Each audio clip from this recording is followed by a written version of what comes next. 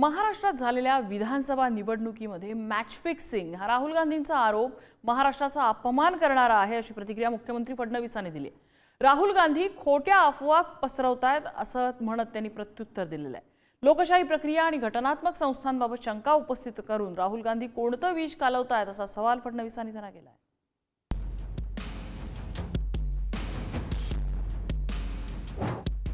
महाराष्ट्रात झालेली विधानसभा निवडणूक ही मॅच फिक्सिंग असून बिहारसह इतर राज्यांच्या निवडणुकातही हेच घडणार अशी टीका राहुल गांधींनी केली होती। राहुल गांधी यांनी निवडणूक आयोग, मतदार आणि मतदानाची वाढलेली टक्केवारी यावर प्रश्न उपस्थित करणारा लेख लिहिला होता। राहुल गांधींच्या या आरोपांना उत्तर मुख्यमंत्री देवेंद्र फडणवीसांनी लेख लिहूनच दिलंय। राहुल यांचा आक्षेप, निवडणूक आयुक्तांच्या निवड प्रक्रियेवर प्रश्नचिन्ह, सरन्यायाधीशांना हटवून केंद्रीय मंत्र्यांचा समावेश। फडणवीसांचं उत्तर, 1950 पासून नवा कायदा आहे, अस्तित्वात येईपर्यंत 26 पैकी 25 निवडणूक आयुक्त काँग्रेसनं थेट नेमले। आक्षेप, 2019च्या निवडणुकीतली मतदारांची संख्या 8,98,00,000 वरून 5 वर्षात 9,70,00,000पर्यंत पोहोचली। यातले 41 लाख मतदार 5 महिन्यात वाढले। उत्तर, 2004 ते 2009 या काळात 1 कोटी मतदार वाढ झाली आहे। 2009 ते 2014 या काळात 75 लाख नवे मतदार आहेत। 2024 मध्ये नवं काहीच घडलं नाही। आक्षेप, मतदान संपलं तेव्हा मतदानाची टक्केवारी 58.22 होती, ती दुसऱ्या दिवशी सकाळी 66.5% झाली। 7.83% मतदानाची अचानक वाढ झाली। फडणवीसांनी यावरही उत्तर दिलंय। ते म्हणतात, टक्केवारी वाढल्याचा आरोप हास्यास्पद आहे। लोकसभा निवडणुकीत मतदानाची टक्केवारी 60.96 वरून 66.71% झाली। तुमचा विजय झाला, टक्केवारी लपवायची का? राहुल यांचा आक्षेप, 85 विधानसभा मतदारसंघात अतिरिक्त मतदान झाल्याचा संशय। कामठी मतदारसंघात भाजपचं विधानसभेसाठीचं मतदान 56,000 वाढलं। यावरही फडणवीसांनी उत्तर दिलंय। ते म्हणतात, माढा मतदारसंघात 18% वाढ झाली आहे।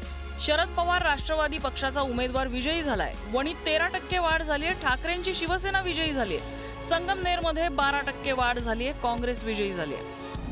आक्षेप, पुरावे लपवण्याचा प्रयत्न झाला। आयोगाने सीसीटीव्ही आणि इलेक्ट्रॉनिक रेकॉर्ड जनतेपर्यंत पोहोचू दिलं नाही।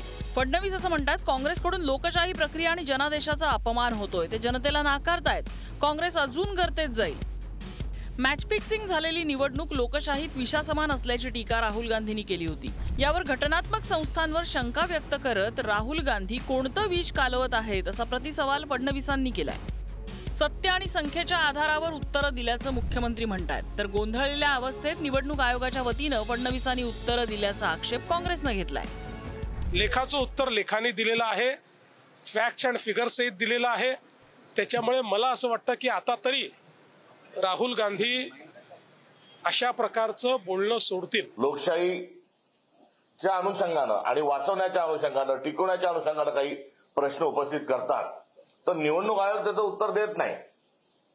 त्याचं उत्तर हे देवेंद्र फडणवीस देतात, अमित शहा देतात। याचा कालच आपण उहापोह या ठिकाणी केलेला आहे। आता कालचे सर्व जे संदर्भ आहे त्यावर पुन्हा भाष्य करण्याची कुठलीही आवश्यकता नाही। विधानसभा निवडणुकीवरनं राहुल गांधी विरुद्ध देवेंद्र फडणवीस असा सामना रंगलेला असताना यावर राजकीय वर्तुळातूनही प्रतिक्रिया उमटू लागल्यात। एका सशक्त लोकशाहीमध्ये म्हणजे राहुल गांधींनाही मत मांडण्याचा अधिकार आहे आणि देवेंद्रजींनाही आहे। त्यामुळे दोघांनी त्यांची भूमिका मांडलेली आहे आणि इलेक्शन कमिशन जी फायनल अथॉरिटी आहे त्याला जे पत्र लिहिलेलं आहे त्याच्या उत्तराच्या अपेक्षेत राहुलजी आहेत आणि महाविकास आघाडी आहे। असं 6 महिन्यामध्ये काय घडलं की ज्याच्यामुळे तुम्हाला इतका मोठा विजय प्राप्त व्हावा? एकतर्फी हे लाडकी बहीण वगैरे हे सगळं ठीक आहे। या आवरणाखाली तुम्ही ही निवडणूक हायजॅक केली। मी तर नेहमी म्हणतोय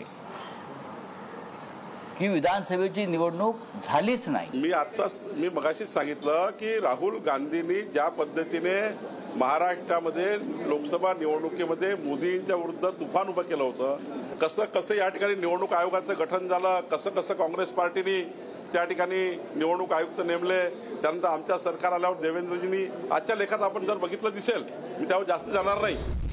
राहुल गांधींनी व्यक्त केलेले आक्षेप निवडणूक आयोगानं सुद्धा खोडून काढले। राहुल गांधी यांच्या खोट्या आक्षेपाने लोकप्रतिनिधींची बदनामी होतीये। लाखो निवडणूक कर्मचाऱ्यांच्या उत्साहावर परिणाम होतोय। मतदानाची प्रक्रिया सरकारी कर्मचाऱ्यांमार्फत पारदर्शक पद्धतीने करण्यात आली। निकाल बाजूने लागला नाही तर आयोगाला बदनाम करण्याचा हा प्रयत्न चुकीचा असल्याचं निवडणूक आयोग म्हणतंय। निवडणूक आयोगाच्या या स्पष्टीकरणानंतर राहुल गांधींनी आयोगाला नवं आव्हान दिलंय। जर तुमच्याकडे लपवण्यासारखं काही नसेल तर देशातल्या मतदार याद्या जाहीर करा। संध्याकाळी 5 नंतरचं मतदान केंद्रावरचं सीसीटीव्ही फुटेजही जारी करा। राज्यात स्थानिक स्वराज्य संस्था तोंडावर असताना राहुल गांधींनी केलेल्या या मॅच फिक्सिंग आरोपामुळे नवा नॅरेटिव्ह तयार करण्यात येत असल्याचं महायुतीचं म्हणणं आहे। मतदार संख्या, मतदान टक्केवारी यावर आक्षेप घेत राहुल गांधींनी नवा मुद्दा उपस्थित केलाय। आता हा मुद्दा आगामी निवडणुकीत प्रचाराचा मुद्दा होणार का हे पाहावं लागणार आहे। ब्युरो रिपोर्ट, पुढारी न्यूज, मुंबई।